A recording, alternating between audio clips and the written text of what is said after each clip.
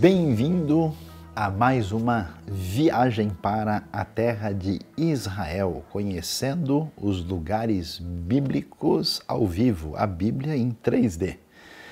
Nós estaremos juntos com a Biblos Viagens, conhecendo Israel no detalhe para aprender mais sobre a Bíblia. Aqui algumas orientações importantes para a viagem que ninguém pode esquecer. Primeira coisa valiosa é o seu passaporte. O seu passaporte é o seu único documento aceito no exterior. Portanto, todo passaporte tem que ter pelo menos 6 meses de validade. E você, na viagem, não pode esquecer o passaporte em lugar nenhum. Não é permitido deixar o passaporte na sua mala principal, na mala grande. O passaporte tem que estar à mão. Em qualquer momento ele pode ser solicitado, por isso, preste atenção, passaporte é o documento único da viagem para Israel. Vale a pena ressaltar que para Israel não é necessário tirar visto para quem é cidadão brasileiro e para a maioria dos países do chamado mundo ocidental, das Américas e da Europa. Outra coisa importante e necessária tem a ver com o nosso horário de embarque. Quando nós embarcamos para uma viagem internacional, especialmente uma viagem em grupo, é necessário chegar com 4 horas de antecedência. Observe bem o horário do seu voo e chegue 4 horas antes. Por que chegar tão cedo? Muito simples. Você não vai enfrentar alguma dificuldade que pode acontecer no caminho. Às vezes você está vindo, acontece um acidente, uma via principal é fechada, você pode se atrasar, você tem tempo de sobra. Segundo, como grupo nós vamos fazer um embarque todo mundo junto. E para isso, para escolher lugares, para definir certas coisas e não ficar à mercê de circunstâncias de última hora, é absolutamente necessário chegar 4 horas antes para que tudo aconteça de maneira correta. Até porque vai que alguém esqueceu alguma coisa importante, tem um tempinho de sobra para ligar lá em casa e pedir para alguém trazer e dá tempo de resolver qualquer necessidade de última hora. Malas. Mala é algo muito especial numa viagem para Israel. Aliás, como todo mundo sempre sabe e já ouviu, lá na Terra dos Milagres acontece a multiplicação das malas. A pessoa chega com 1, 2, sai com 4. Mas vamos falar seriamente para que ninguém se confunda com essa questão.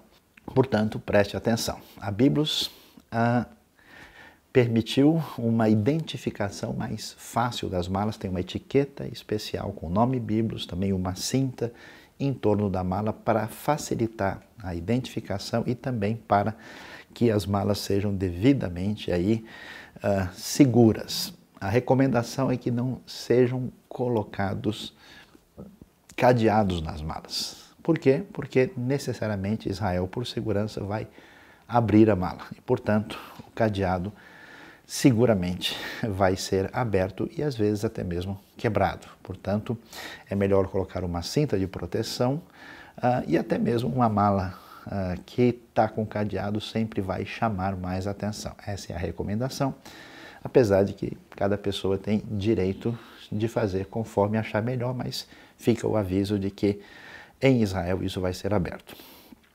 Outra coisa importante numa viagem como essa, a questão dos recursos, do dinheiro a ser levado e utilizado. Lembre-se de que não se leva real, moeda brasileira, para fora do país. É necessário trocar o dinheiro por dólar ou por euro. Numa viagem que inclua algum país da Europa, como Grécia ou uma parada em algum lugar da Europa, lá necessariamente vai ser usado o euro. Em Israel pode ser usado o euro e pode ser usado o dólar. De modo geral, nós recomendamos levar dólar e dólar em espécie, em cash. Pode ser levado cartão de crédito pode ser usado em diversos ambientes, lojas específicas, mas uma boa parte da despesa será feita através do dinheiro em espécie mesmo. E como vocês que têm viajado com a Biblos sabem, e aqueles que estão viajando agora vão saber, as únicas despesas necessárias serão para o almoço e para as despesas pessoais. Então, para uma viagem como a que estamos fazendo, nós recomendamos de 500 a 1.000 dólares disponíveis para serem utilizados nas despesas menores durante todo o período na terra de Israel. Outro detalhe importante é que a gente recomenda trocar de 100 a 200 dólares assim que chegar em Israel pela moeda local, que é a moeda chamada shekel. Hoje são 3 shekels,80 por $1. E você trocando esse valor de dinheiro menor pode ser utilizado para as despesas imediatas em lugares onde talvez seja difícil usar dólar e euro. Portanto, temos aí umas recomendações valiosas e importantes para a viagem. As viagens que a gente faz para Israel acontecem em épocas diferentes. Uma viagem no inverno do hemisfério norte, que envolve os meses de dezembro, janeiro, fevereiro, é uma viagem de temperatura mais baixa. Portanto, nesta época, o que a gente recomenda? Você vai enfrentar uma época com um pouquinho mais de chuva, apesar de que isso é uma chuva limitada. Em Israel chove pouco, mesmo nas áreas onde chove mais.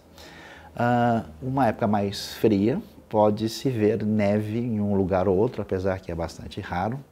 E a temperatura vai variar bastante, porque há uma diversidade impressionante de clima na terra de Israel. Nós devemos ter uma temperatura mais baixa, que talvez chegue aos 4 graus centígrados. Pode ser que no meio da madrugada, em Jerusalém, que fica no alto da montanha, a gente chegue a 0 grau. Mas ao sair na rua no dia comum, durante aí o período das visitas, a gente vai ter uma temperatura talvez na casa dos 8, 10 graus. E a temperatura máxima deve chegar a 25 graus, especialmente no Vale do Jordão, na região do Mar Morto, onde nós temos um clima mais quente e mais seco. Por isso, leve, se possível, uma capa de chuva, leve casaco e agasalho, que nessa época uma temperatura de 5 graus vai exigir isso, e ao mesmo tempo você precisa de proteção, vai levar também aí um protetor solar, porque apesar disso vai enfrentar sol na área do deserto, e nós vamos providenciar boné para todo mundo. Aliás, boné, água e câmera fotográfica sempre deve estar com cada um daqueles que conhecem aí a terra de Israel numa viagem tão especial assim.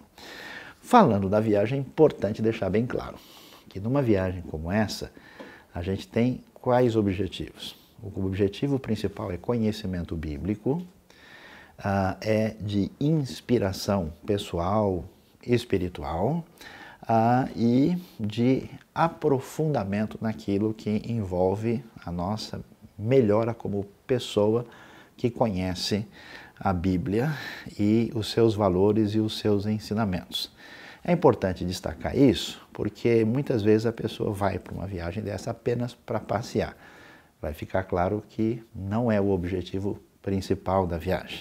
Ou a pessoa quer apenas conhecer um lugar a mais diferente.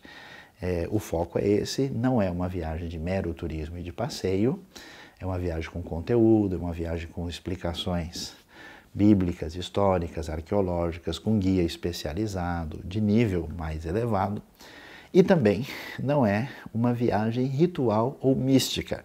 Às vezes, algumas pessoas que viajam para Israel e para lugares religiosamente importantes chegam com expectativas de rituais extremamente detalhados, particulares e específicos, que não é o caso dessa nossa viagem. Então, não vamos tentar ver qual é o poder da água do Jordão e nem da poeira do Monte Sinai ou alguma coisa desse tipo. Isso não faz parte da proposta dessa viagem que estamos fazendo.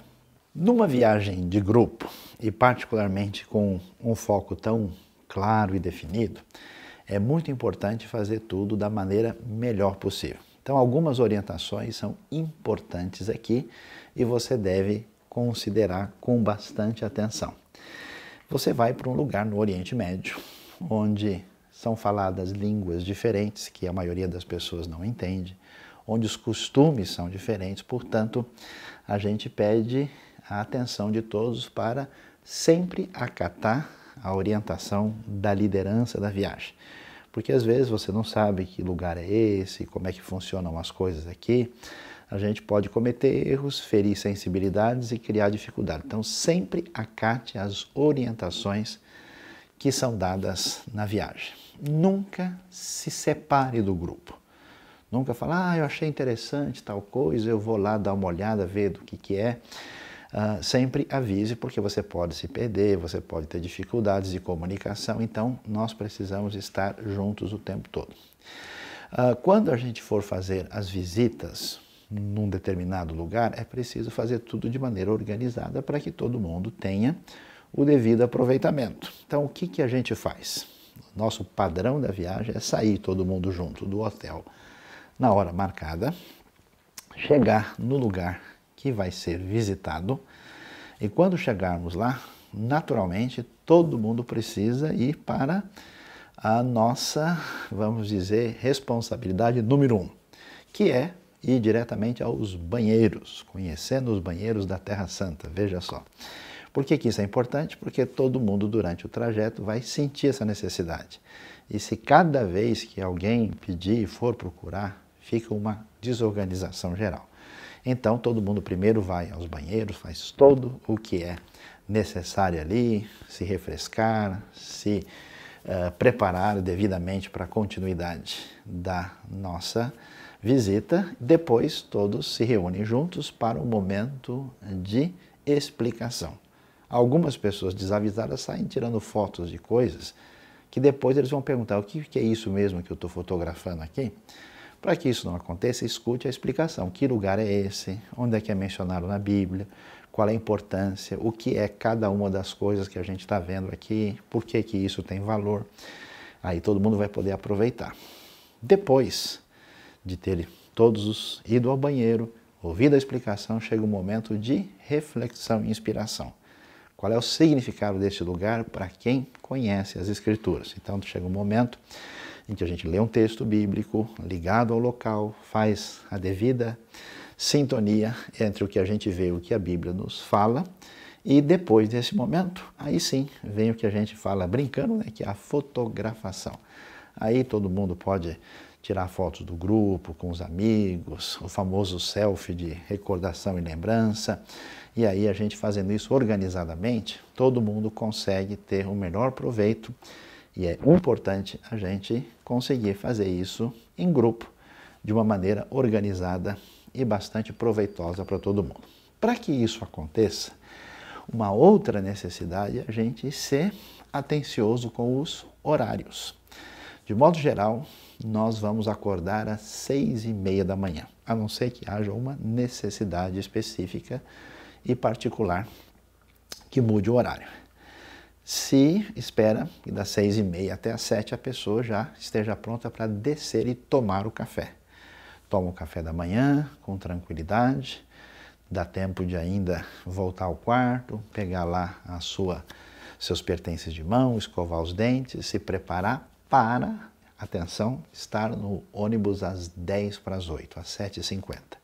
E é necessário que todo mundo respeite os horários com a devida atenção muito clara. Por quê? Porque alguns lugares que a gente visita tem horário.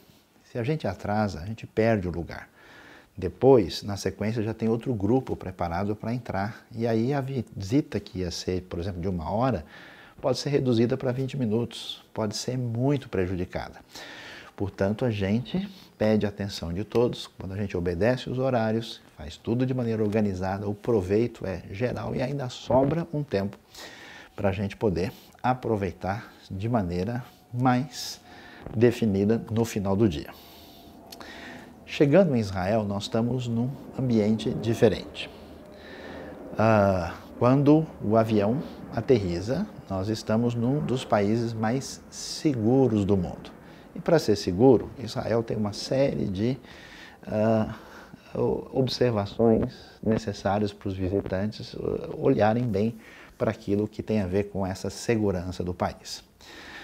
A primeira coisa é saber responder corretamente para a imigração o que é que a gente está fazendo lá. Como uma medida de antecipação e de organização, a gente já envia o nome de todos os visitantes antecipadamente para que, ao chegar na imigração, essas pessoas já estejam com o seu nome lá, com o seu número de passaporte e documentação. E quando alguém chega na imigração em Israel, essa pessoa vai ser perguntada o que é que ela veio fazer lá. E eles esperam uma resposta muito objetiva, que é turismo religioso. Por que que isso é importante? Porque às vezes a pessoa se atrapalha e começa a dar um monte de explicação e não diz a frase certa, e a pessoa se confunde. É simples, são duas palavras, turismo religioso. Não precisa falar, eu vim aqui para conhecer a terra onde Jesus nasceu. Não. Simplesmente dizer turismo religioso é o suficiente. Pode ser que ele pergunte, mas para onde você vai?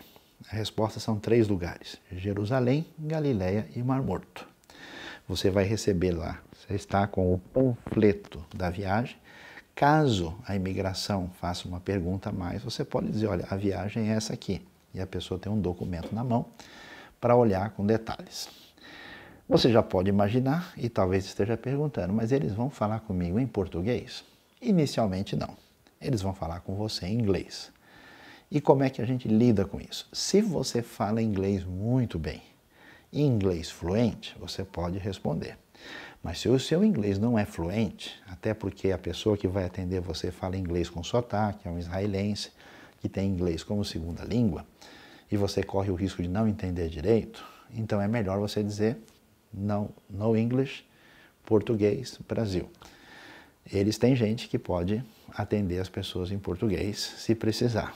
Tá? Nós vamos dar toda a assistência, nós vamos falar, isso aqui é um grupo, porque o receio em Israel é que a pessoa imagine que alguém que não tem nada a ver com o grupo ou esteja infiltrado e tenha intenções que sejam intenções que ameacem a segurança do país. Muitas vezes pode surpreender alguém esse negócio da gente entrar no país e sair do país, e na hora da saída as mesmas perguntas podem aparecer. Portanto, chegando em Israel, na hora da saída a gente vai dar todas as orientações adequadas a respeito disso. Chegando e começando a nossa trajetória depois de passar pela imigração, pegar as malas, certamente todo mundo vai dizer, puxa, eu preciso trazer lembranças de Israel. Quero comprar um mapa de Jerusalém, eu quero trazer um azeite delicioso da Galileia, eu quero... Como é que funciona isso? A gente recomenda que as pessoas não façam compras assim, sem falar com a gente, sem conversar sobre o assunto.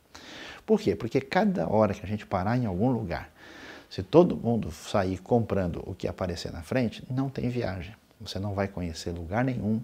Né? Imagina um grupo com 20, 30, 40, 50 pessoas, todo mundo fazendo aquilo que dá vontade no primeiro impulso. Portanto, qual é a recomendação? As coisas, quase todas elas, que têm preço que vale a pena, estão em Jerusalém. Então, em vez de você fazer compras que depois você vai se arrepender, de encher a sua mala antes da hora e acabar tendo dificuldades de apreciar o que você vai ter à sua disposição como experiência única, nós vamos deixar as compras para já quase o final da viagem em Jerusalém. Porque uma coisa que você pagaria $20, você vai pagar 4, 5. Portanto, precisamos que todos aceitem a nossa orientação. As compras devem ficar para o final da viagem, no lugar mais adequado, com tempo definido, o que vai ser mais proveitoso para todo mundo, para que a pessoa não só consiga o que ela deseja, com o melhor custo-benefício e de uma maneira adequada para a própria viagem. Inclusive, é importante ressaltar que se alguém tem alguma necessidade especial, foi lá com a intenção de conseguir alguma coisa específica, favor nos comunicar logo no começo, no início, porque isso fica muito mais fácil de ser conseguido para que a pessoa não corra atrás de última hora e não alcance aí o seu objetivo. Uma coisa importante a ser destacada é a questão cultural e religiosa em Israel. Em Israel falam-se 102 línguas. É um mundo diversificado. Tem judeus muito religiosos, judeus tradicionais, judeus seculares, cristãos católicos, cristãos protestantes e evangélicos, inclusive visitantes do mundo todo, cristãos ortodoxos, nós temos diversos grupos muçulmanos diferentes, igrejas árabes, comunidades judaico-messiânicas, tá? É um mundo muito diversificado. E essa grande experiência cultural e antropológica pode levar algumas pessoas a acharem alguma coisa muito diferente e engraçada. E às vezes algumas pessoas sem, vamos dizer, a devida compreensão do que está acontecendo, começam às vezes a rir de alguém que está vestido de maneira diferente, a fazer alguma coisa engraçada, uma piada fora de lugar. A gente recomenda e pede completa atenção a todos para que tenham respeito, não riam de ninguém. Se você vê alguém religioso, muçulmano, católico, ortodoxo, seja quem for, judeu, em algum momento não saia apontando, chegando muito perto, rindo, fotografando junto da pessoa.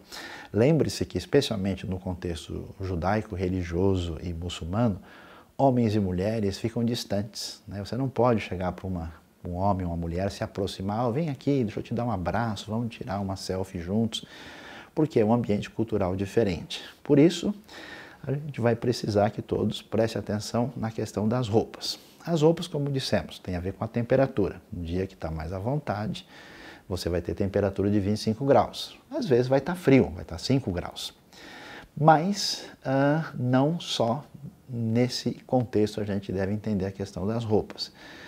Lembre-se que não teremos nenhuma atividade social, teremos algumas reuniões de estudo bíblico à noite, mas ninguém deve trazer um sapato especial, as mulheres não devem levar salto, não vai ter nenhum tipo de cerimônia. A viagem é de passeio, de excursão, vamos andar no deserto, vamos andar nas ruas, vamos andar em lugares inclusive de beleza natural. Então, quanto mais confortável, melhor. Mas quando a gente estiver saindo do hotel, a gente vai avisar, né? Na verdade, avisa no dia anterior. Amanhã nós teremos, pessoal, kit praia. Vamos para o Mar Morto. Todo mundo pode ir à vontade. Se alguém quer ir de bermuda, de camiseta, uma roupa mais leve, não tem problema. Mas às vezes nós temos visitas em lugares que são considerados sagrados pelos católicos e estão sob a administração católica. E lá, por exemplo, a gente vai orientar kit igreja. Os ombros e os joelhos devem estar cobertos. E se a pessoa não atende essa orientação, eles não permitem que a pessoa entre. Então nós temos que respeitar. Numa igreja ninguém entra de chapéu, por exemplo. Numa igreja ninguém entra comendo, ninguém entra falando alto, ou dando risada, ou fazendo qualquer coisa que prejudique quem esteja ali no momento de meditação. Quando a gente chegar em um lugar talvez de perfil mais restrito, como é o caso, por exemplo, de um lugar islâmico, aí a coisa se torna mais exigente. A gente tem o kit mesquita, vamos assim dizer. Nesse caso, homens e mulheres ficam distantes, mesmo se for marido e mulher. Marido e mulher não podem entrar de mão dada.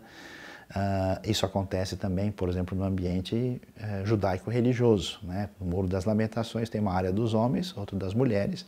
Homem e mulher não ficam juntos nesse ambiente religioso. Então a gente tem que respeitar. E quando entrarmos num ambiente, por exemplo, como é o caso de mesquita, ou lugar de importância islâmica, as mulheres devem estar bem cobertas. Isso significa que os braços e as pernas, nenhuma roupa muito justa. Nós vamos dar orientação detalhada no dia anterior, mas fique preparado para isso. Outra coisa importante que essa viagem tem, além de conhecer Jerusalém, além de conhecer o deserto, nós vamos andar por muitas águas. nós vamos ver de perto aí os diversos mares, né? Então, numa viagem para Israel é possível conhecer o Mar Mediterrâneo, que é muito bonito, o Mar Vermelho, mas a gente vai chegar perto e tocar no Rio Jordão. Então, você vai preparado, se você quiser ali entrar, botar os pés dentro e estar próximo do Rio Jordão como uma experiência única, nós vamos ter essa oportunidade. Vamos também fazer um passeio de barco no Mar da Galileia. E vamos tomar banho num lugar único no mundo, que é o famoso Mar Morto. E teremos várias orientações específicas. No Mar Morto, portanto, a gente recomenda que você leve maiô e se prepare.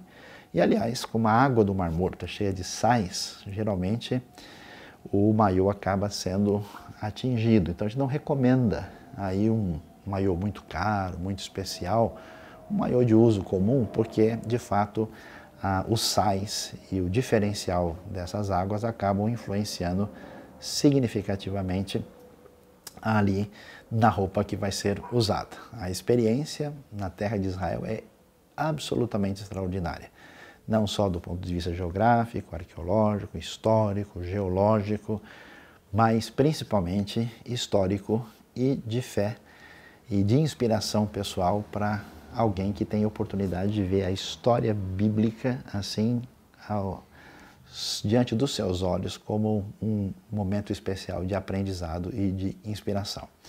Essas são as recomendações aí da Biblos Viagens. Qualquer dúvida, preste atenção, estamos mandando também aí um resumo da viagem com todos os detalhes por meio de um arquivo que você deve acompanhar o roteiro diariamente com todas as exigências e necessidades, e qualquer dúvida entre em contato falando com a Raquel ou com o Israel e eles podem dar orientações mais precisas. Será uma alegria, uma satisfação estarmos juntos para uma viagem especialmente fascinante e particularmente diferenciada, que agrega e valoriza demais a nossa experiência. Que Deus nos abençoe.